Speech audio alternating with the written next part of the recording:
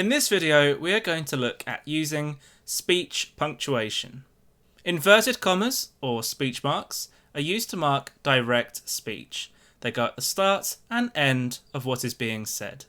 Direct speech means using the exact words that the speaker used. For example, "How much is a hot dog?" asked Jay. Ella moaned, "I hate ironing." In most cases, direct speech will start with a capital letter. Direct speech always ends with a piece of punctuation, which could be a comma, question mark, exclamation mark, or full stop. This goes inside the inverted commas. "This corn is tasty," squeaked the mouse. Pablo yelled, "What awful weather." If the direct speech isn't at the start of a sentence, a comma is used after the reporting clause and before the inverted commas.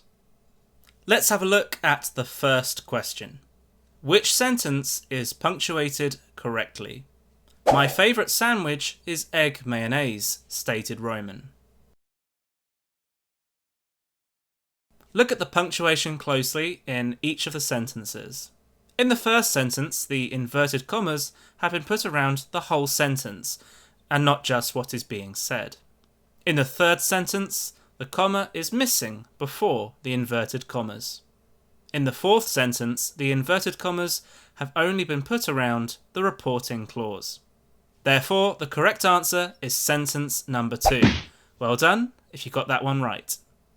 In this question, you are being asked to add the missing speech punctuation to the sentence below. "What time does your badminton lesson start?" asked Uncle Ray. Pause the video and press play when you have an answer.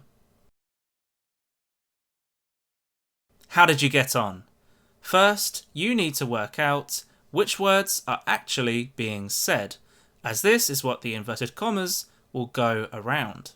Uncle Ray asked, "What time does your badminton lesson start?"